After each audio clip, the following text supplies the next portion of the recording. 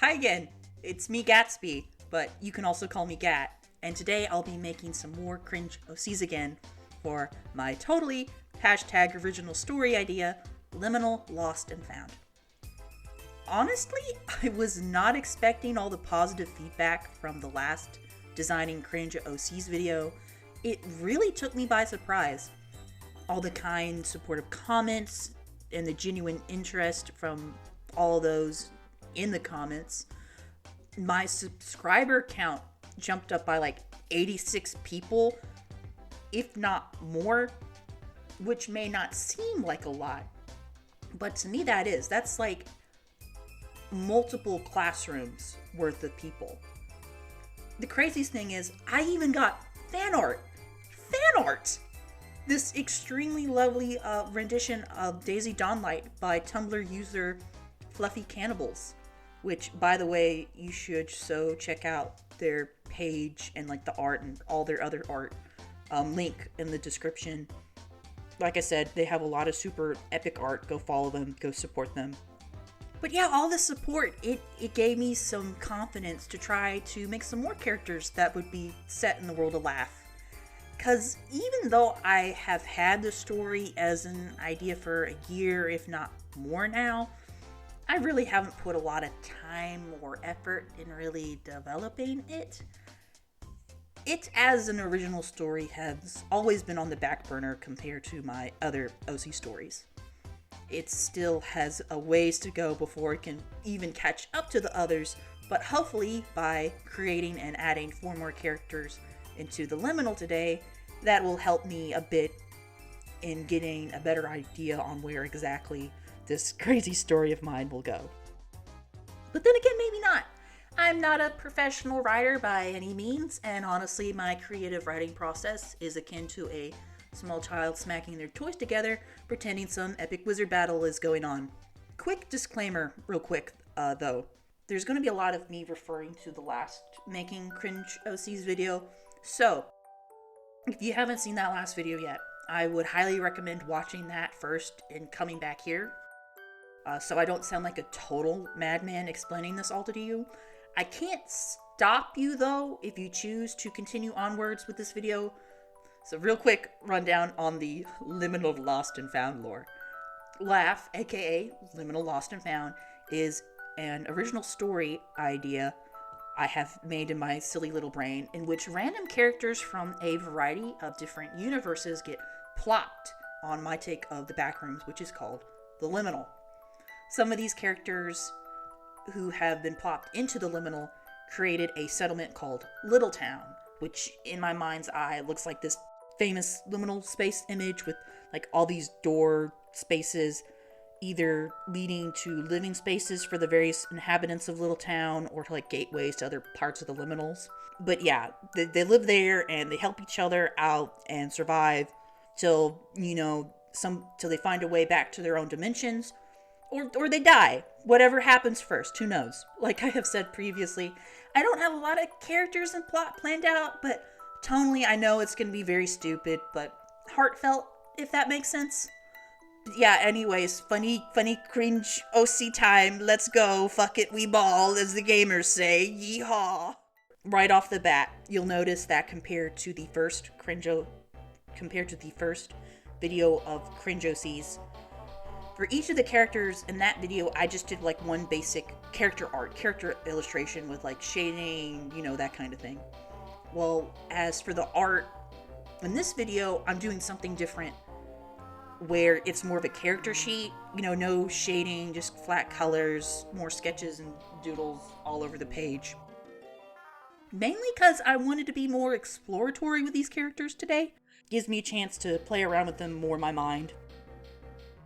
The first character we have here, though, I knew I had to come up with her character design like ASAP because I had referenced her in the first Cringe Ocs video. See, I told you probably want to go back and watch that first one because like I'm going to keep referencing it. And I'm so sorry. I apologize immensely for that, but that's just how it is. And that character being Daisy Dawnlight's adoptive mom, who is one of the founders of Little Town and kind of acts as the mayor.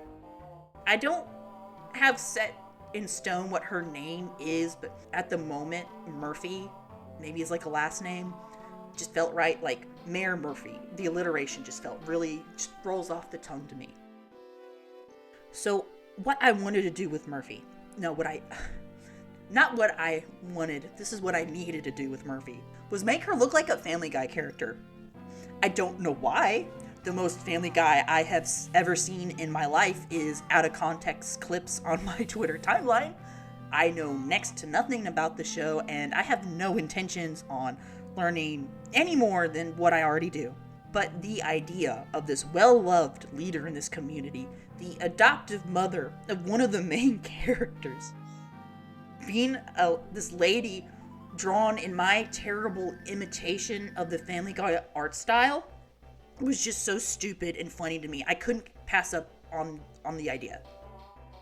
I was so committed to trying to like imitate the Family Guy art style. I found like this old Family Guy character creator on the Internet Archive and made the closest thing I could to like the vision of Murphy and that like old character creator.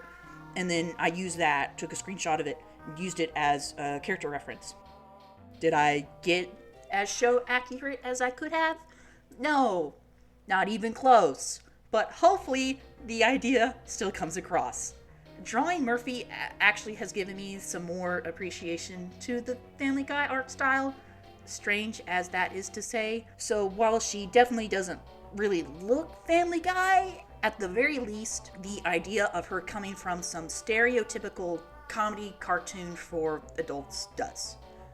Her backstory and lore as a character, basically, my idea is in her early 20s, she got in a big argument with her family over something like, what is she going to do with her life? You know, get your act together. And Murphy stormed out of the house to take a walk and cool down, calm down, and on that walk, ended up in the liminal.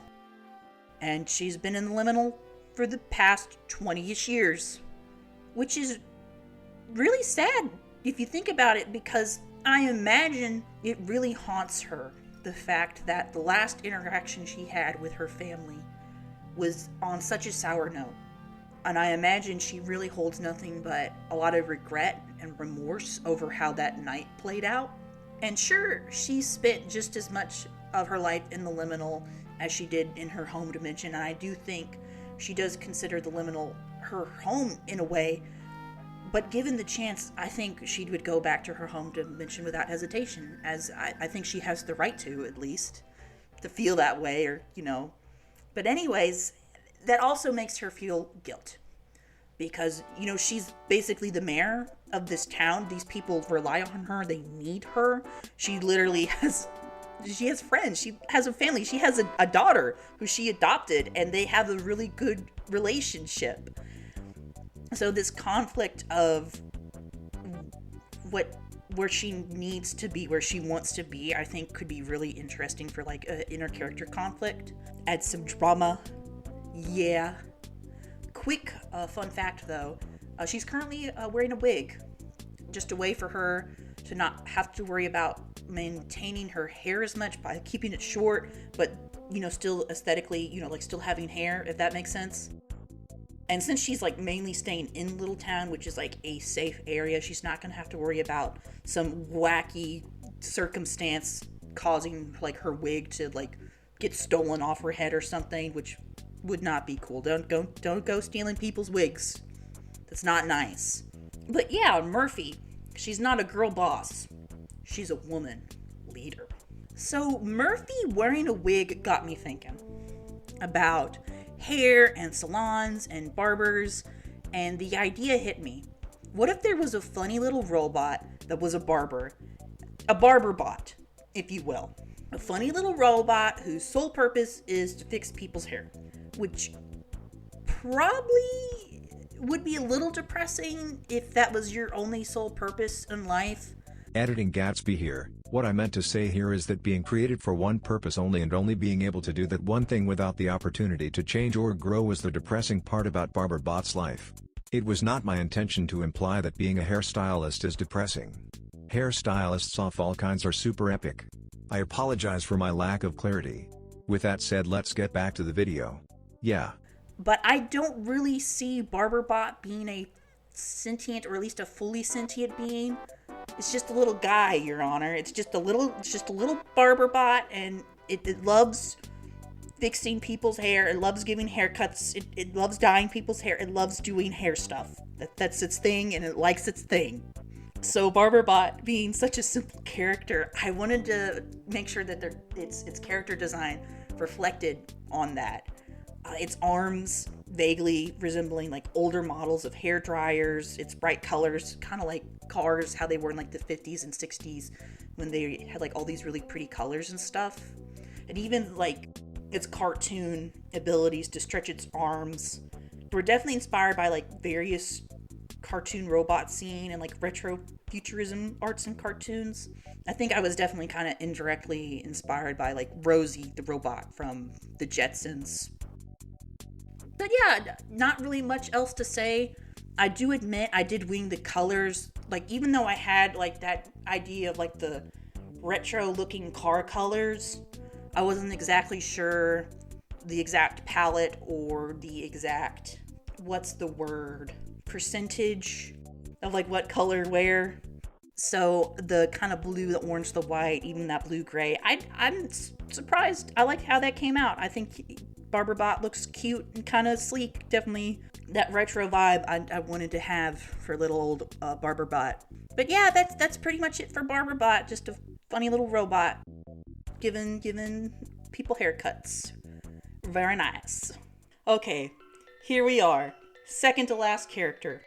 A cankerous old lady who's a licensed psychiatrist and therapist. I don't know if you can be both here in our dimension, but where she's from, you can.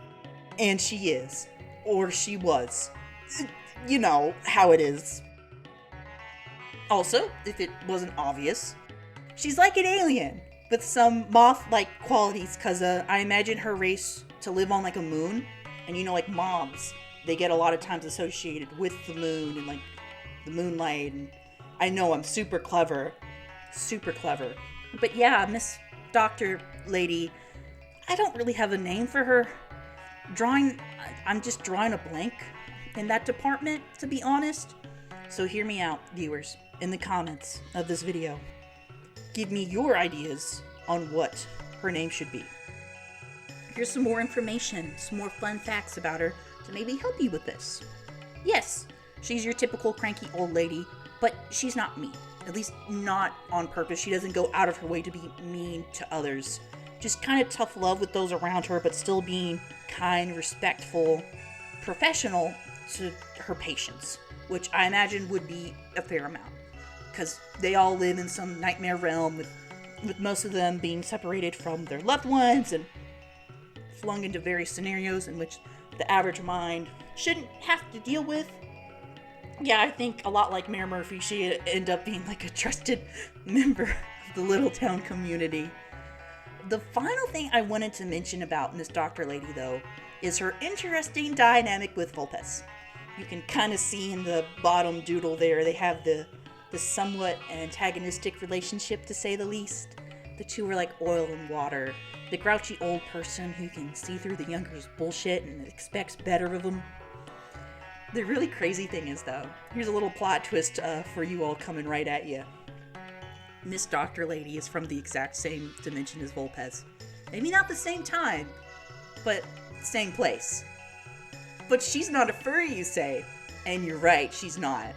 But remember earlier when I said she was a moth alien from a moon? Yeah, it's the same moon, that circles around Vulpes' furry planet. And the moon moth government, being a much more technologically advanced civilization and not wanting to have to deal with a potential competitor on the galactic stage, has had a long history of doing everything in their power to keep the population of the furry Earth planet in the dark and keep them from becoming a planetary superpower, preventing certain technological, medical, etc. advancements on the furry planet till it's convenient for the moon moth government. Not only that, and this is another crazy plot twist I'm dropping on all you gamers, all you viewers, but hiding and suppressing the knowledge that within Dr. Lady's and Vulpez's universe, there exist psionic abilities that pretty much anybody can use, get a grasp on. Remember when I said in that previous video that there's no magic or powers in Vulpez's home dimension? I lied, definitely, so I could have this dramatic reveal in this video, and not because I wasn't 100% certain on the idea at the time I made that previous Cringe Ocs video. Anyways, when Vulpez finds this out, Miss Dr. Lady, by the way, was aware they were from like the same dimension.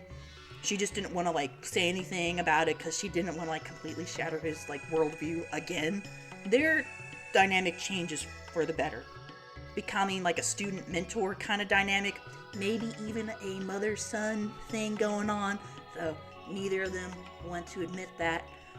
Miss Dr. Lady even helping Vulpez become a better person, encouraging him to pursue and embracing this kind of long forgotten dream he had as a kid of becoming a healer like his mom was, thereby also helping Vulpez unlock his healing related psionic abilities, which then also causes Little Town to get like a proper medical expert. Yeah, I love writing characters.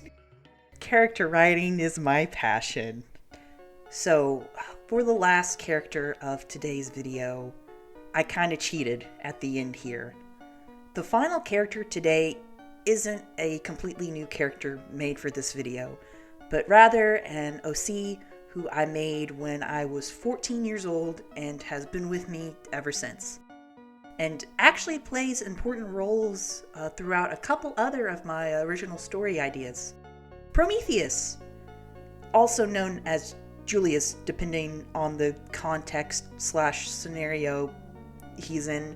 It's a long story, but for the sake of the video, we're calling him Prometheus. Originally, I had zero interest in importing him from my other stuff over to LIminal Lost and Found. As I've said before, he's like one of my top OCs. I think about him pretty much every day. I probably could write a hour-long video essay just telling you all about his lore. It's that bad. But really, I wanted to get more limelight onto newer, lesser thought of OCs for LIminal Lost and Found. But the more I thought about it, the more I came to realize he would be really good as a side character in LAF.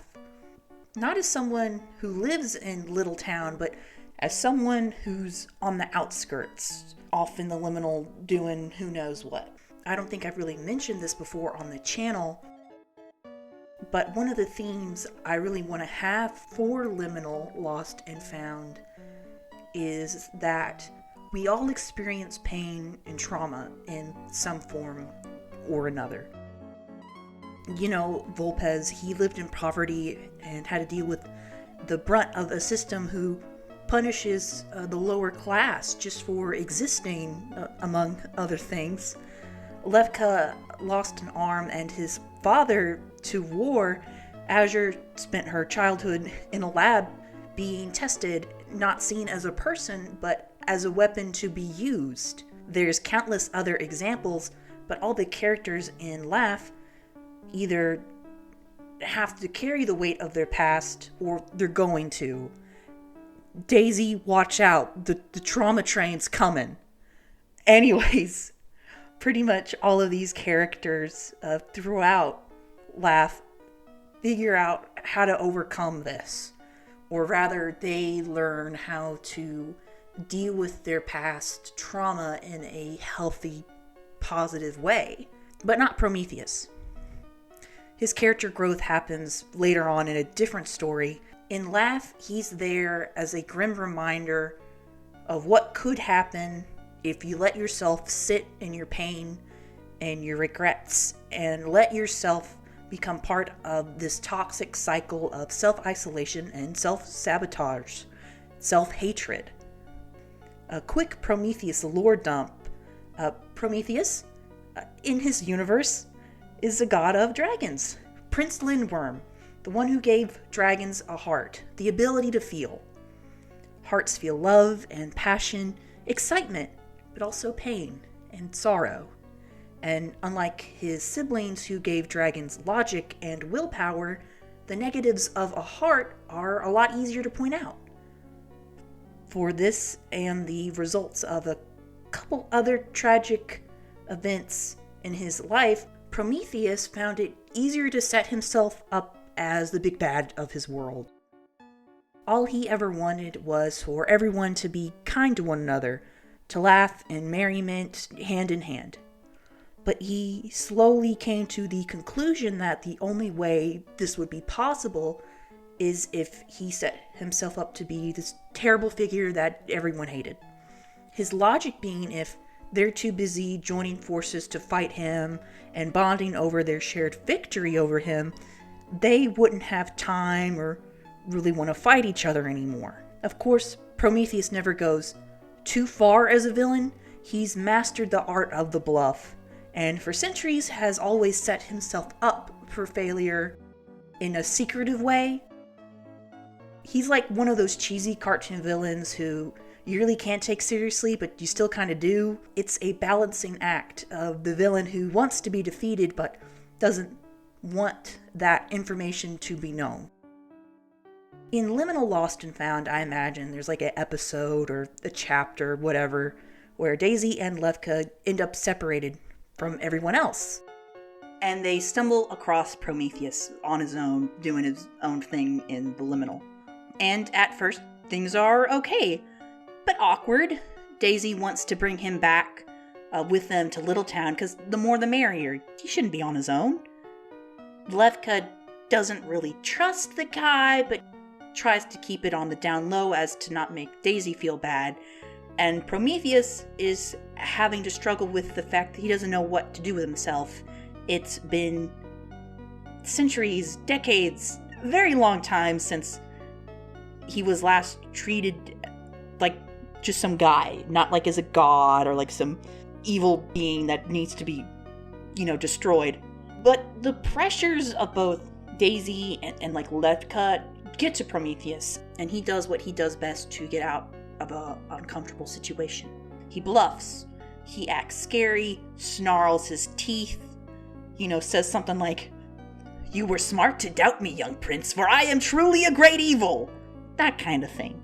A bunch of smoke and mirrors and lies, all to push DASY and Levka away so he can get back to what he sees as the only way for him to be. Alone. I want to quote some translated English lyrics for a well-known Vocaloid song, a Ghost Rule, produced by Deco number 27. The English lyrics I got from the Vocaloid wiki. I feel like they really reflect on Prometheus's character and would be a good way to close off this segment. Wishing for what I lacked, I came face to face with a version of me that was nothing like myself. And yet I kept going, even through the dark night that made my own head swim. Love me, I who lack so much. I was raised by that selfish egotism of mine after all. Can you really see me? This lonely, poisoned clown. So yeah, that was a bummer, wasn't it? Yeah, I didn't mean to get all down and low at the end. It just kind of happened. I hope you liked it, though. Not sure if this batch of OCs is as stereotypically cringy as the last, but I'm having fun. Thank you for joining me on this wild ride and staying this long in the video. If you're still here, you're epic poggers. You would be even more epic poggers if you liked, commented, especially if you had any name ideas for Miss Dr. Lady. Check my description for not only the link to the epic fan art by Fluffy Cannibals, but also links to the art I've drawn in today's video.